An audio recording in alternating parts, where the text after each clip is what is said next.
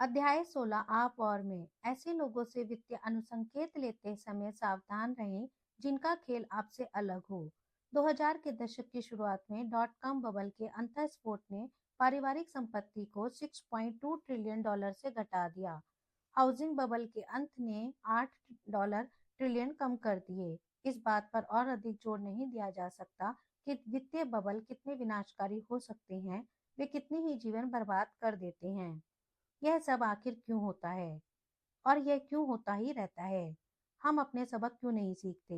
यहाँ एक सामान्य उत्तर यह है कि लोग लालची होते हैं और लालच मनुष्य स्वभाव की एक अमिट विशेषता है।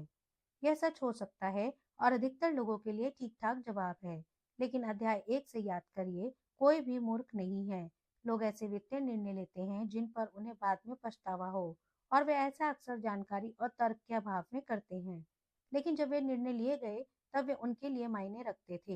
बबल का दोष लालच पर मड़ वहीं रुक जाने से हम यह सबक सीखने से चूक जाते हैं कि स्पष्ट दृष्टि में जो निर्णय लालची नजर आते हैं, लोग उन्हें क्यों और कैसे तर्कसंगत ठहराते हैं। बबल से सीख लेना कठिन इसलिए भी है क्योंकि वे कैंसर की तरह नहीं होते, जहां बायोप्सी से हमें साफ चेतावनी और डायग्नोसिस मिल जाए। वे किसी राजनीतिक पार्टी के उत्थान और पतन की तरह अधिक होते हैं, जहां स्पष्ट दृष्टि में परिणाम तो साफ होता है, लेकिन कारण और दोष पर कभी सहमति नहीं होती। निवेश प्रतिफल के लिए प्रतिस्पर्धा भीषण है और किसी को हर समय पर हर संपत्ति का स्वामित्व चाहिए, जिसका मतलब यह है कि बबल की धारणा ही हमेशा विवादास्पद रहेगी, क्योंकि कोई भी यह नहीं सोचना चाहता है कि वे अधिमूल्यांकित संपत्ति के मालिक हैं। स्पष्ट दृष्टि में सबक सीखने के बजाय हम संभवतः निंदा करने के लिए उंगलियां उठाते हैं। मुझे नहीं लगता कि हम कभी भी पूरी तरह से स्पष्ट कर पाएंगे कि बबल आखिर क्यों होते हैं। यह ठीक यह पूछने जैसा है कि युद्ध क्यों होते हैं। इसके लगभग हमेशा ही ऐसे कई कारण होते हैं, उनमें से कई परस्पर विरोधी और सभी विवादास्पद। यह बहुत ही जटिल विषय है जिसके सरल उत्तर नहीं है, लेकिन मैं उनके होने का एक ऐसा कारण सामने रखना चाहूंगा जो अनदेखा भी रह जाता है और व्यक्तिगत रूप से आप पर लागू भी होता है। निवेशक अक्सर निर्दोष रूप से दूसरे निवेशकों से अनुसंकेत ले लेते हैं जो उनसे बिल्कुल अलग खेल खेल रहे हों। वित्त में एक ऐसी अवधारणा है जो निर्दोष प्रतीत होती है, लेकिन जिसने बेहिसाब विनाश किया है।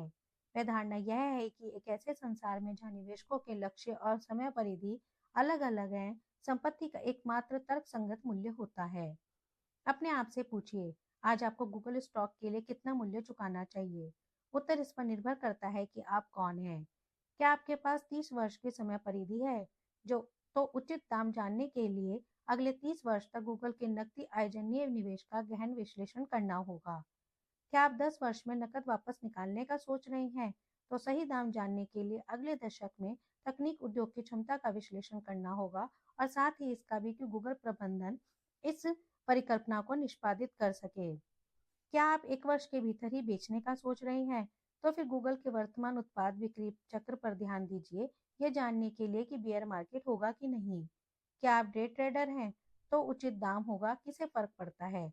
कोई, क्योंकि सिर्फ अब और दोपहर के बीच जो होगा, आप बस उसमें कुछ पैसे बनाने की कोशिश कर रहे हैं, जो किसी भी मूल्य पर कार्यान्वित किया जा सकता है। जब निवेशकों के लक्ष्य और समय परिधि अलग अलग होते हैं, और हर संपत्ति वर्ग में ऐसा होता ही है, जो मूल्य एक व्यक्ति को हास्यास्पद लगते हैं, किसी दूसरे के लिए अर्थपूर्ण हो सकते हैं, क्योंकि जिन पहलुओं पर वे निवेशक ध्यान देते हैं वे अलग हैं। 1990 के डॉट कॉम बबल को ही लीजिए। लोग 1999 में याहू स्टॉक को देखकर कह सकते हैं कि वह पागलपन था। जिलियन गुना का मुनाफा, उस मूल्य निर्धारण का कोई मतलब ही नहीं बनता। लेकिन बहुत से निवेशक जिनके पास 1999 में याहू स्टॉक था, उनकी समय परिधि इतनी छोटी थी कि उनके लिए एक हास्यास्पद मूल्य चुकाना अर्थपूर्ण था। एक डे ट्रेडर जो वे चाहे निष्पादित कर सकते थे, चाहे याहू के एक शेयर की कीमत $5 रही हो या $500, फर्क नहीं पड़ता था, जब तक वह उस दिन सही दिशा में जाए, और ऐसा हुआ भी कई वर्षों तक। वित्त का एक निर्विवाद नियम यह है कि धन प्रतिफल का उस सीमा तक पीछा करता है जहां तक कर सके। अगर किसी संपत्ति में आवेग है, यह समय के एक अंतराल में अविरुद्ध रूप से ऊपर बढ़ती रहती है। अल्पावधि कारोबारियों के एक समूह के लिए मानना कतई मूर्खतापूर्ण नहीं है कि यह ऊपर जाती रहेगी। अनिश्चित काल के लिए नहीं, बस उस छोटी अवधि में जिसमें वे चाहते हैं। आवेग अल्पावधि कारोबारियों को यथोचित रूप से आकर्षित करता है और बस फिर रोमांचक शुरुआत हो जाती है। बबल तब बनते हैं जब अल्पावधि प्रतिफल इतनी राशि अर्जित कर लेते हैं कि निवेशकों की बनावट अधिकतर दीर्घकालिक से अधिकतर अल्पावधि में परिवर्तित हो जाती है। यह प्रक्रिया खुद ब खुद बढ़ती रहती है। जैसे जैसे व्यापारी अल्पावधि प्रतिफल को बढ़ाते हैं, वे और अधिक व्यापारियों को आकर्षित करते हैं। शीघ्र ही और इसमें अधिक देर नहीं लगती।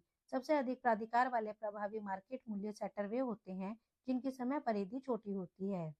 बबल इतना अधिक बढ़ते मूल्य निर्धारण से संबंधित नहीं होते, वे किसी और बात का लक्षण होते हैं। छोटी होती समय परिधि का जैसे जैसे और नए व्यापारी खेल में उतरते हैं। यह कहना आम बात है कि डॉट कॉम बबल भविष्य के बारे में तर्कहीन आशावाद का समय था, लेकिन उस युग की एक सबसे बड़ी खबर ट्रेडिंग की रिकॉर्ड मात्रा की घोषणा थी, जो होता ही है जब निवेशक एक ही दिन में खरीदे और बेचे। निवेशक विशेषतः वे जो मूल्य सेट कर रहे थे, अगले 20 वर्षों के बारे में नहीं सोच रहे थे। 1999 में औसत म्यूचुअल फंड का कुल आवर्त 120% था, जिसका मतलब यह है कि वे ज्यादा से ज्यादा अगले 8 महीनों के बारे में ही सोच रहे थे। व्यक्तिगत निवेशक जिन्होंने वे म्यूचुअल फंड खरीदे, वे भी ठीक वैसा ही कर रहे थे। मैगी मेयर ने अपनी किताब बुल में लिखा, 90 के दशक के मध्य तक प्रेस ने वार्षिक स्कोर कार्ड को रिपोर्ट्स में बदल दिया था, जो हर 3 महीने में आती थी। इस परिवर्तन ने निवेशकों को बेहतर प्रदर्शन का अनुकरण करने के लिए प्रेरित किया।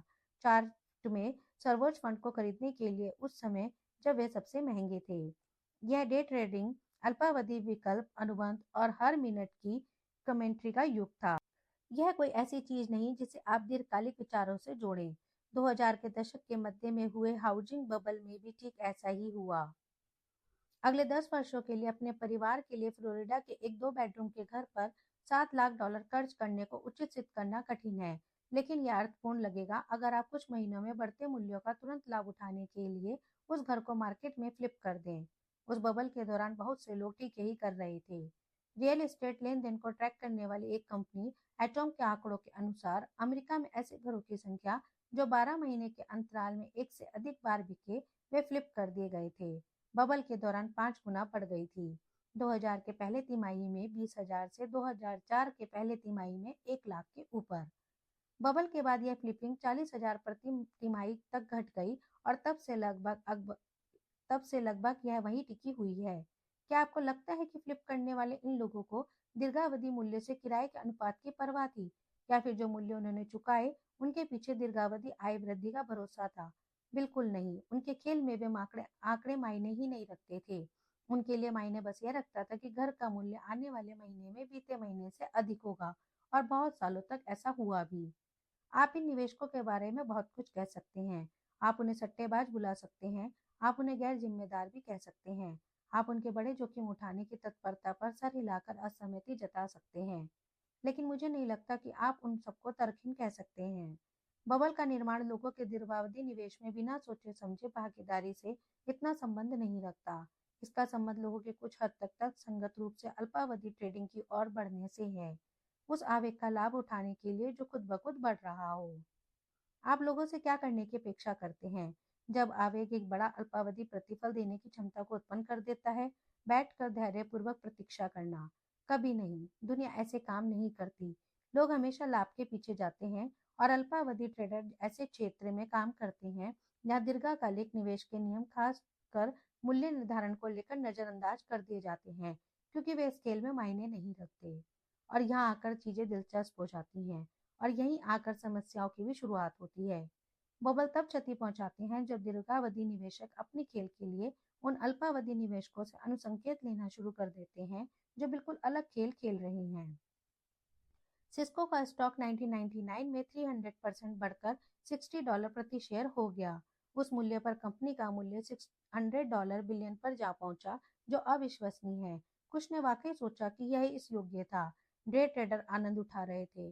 अर्थशास्त्री बर्टन मल्किन ने एक बार कहा कि उस दर पर सिस्को की गर्भित वृद्धि दर का मतलब था कि 20 वर्ष के भीतर वह पूरी यूएस अर्थव्यवस्था से भी बड़ी हो जाती।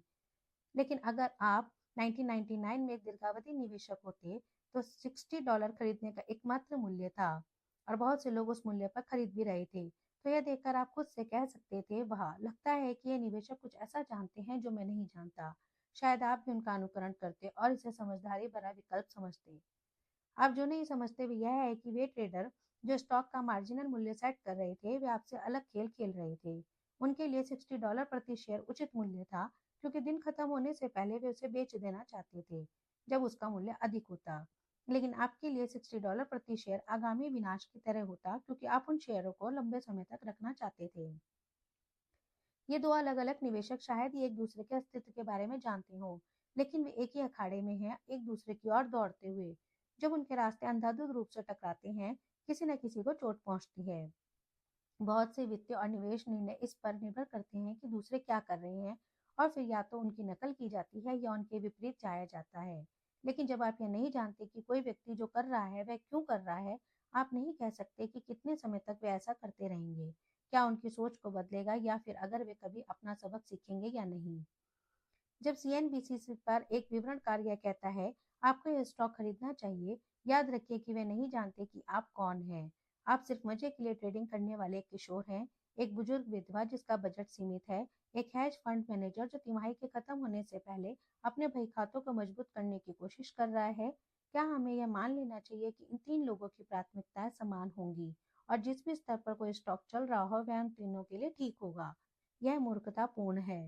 यह समझना कठिन है कि दूसरे निवेशकों के लक्ष्य हमसे अलग हो सकते हैं, क्योंकि मनोविज्ञान का एक स्तर यह न समझना है कि तर्कसंगत लोग दुनिया को आपसे अलग दृष्टिकोण से देख सकते हैं। बढ़ते मूल्य सभी निवेशकों को इस प्रकार फुसलाते हैं कि सर्वश्रेष्ठ मार्केटर को भी ईर्ष्या हो जाए। वे एक ड्रग की तरह है जो मूल्य सचेत निवेशकों को भावुक आशावादियों में परिवर्तित कर देती है, जो अपने से दूसरा खेल खेलने वालों के व्यवहार के कारण अपनी वास्तविकता से दूर हो जाते हैं। दूसरा खेल खेलने वालों से प्रभावित होने के कारण आप जिस तरह से अपना पैसा खर्च करना चाहते हैं वह भी उलट सकता है। इतना अधिक उपभोक्ता खर्च खासकर विकसित देशों में सामाजिक रूप से प्रेरित होता है, सूक्ष्म रूप से उन लोगों से प्रभावित जिनकी आप प्रशंसा करते हैं, और इसलिए किया जाता है क्योंकि आप सूक्ष्म रूप से चाहते हैं कि लोग आपकी प्रशंसा करें। हालांकि हम यह देख सकते हैं कि लोग कार, घर, कपड़ों और छुट्टियों पर कितना पैसा खर्च करते हैं, हमें उनके लक्ष्य, परेशानियां और अभिलाषाएं देखने को नहीं मिलते।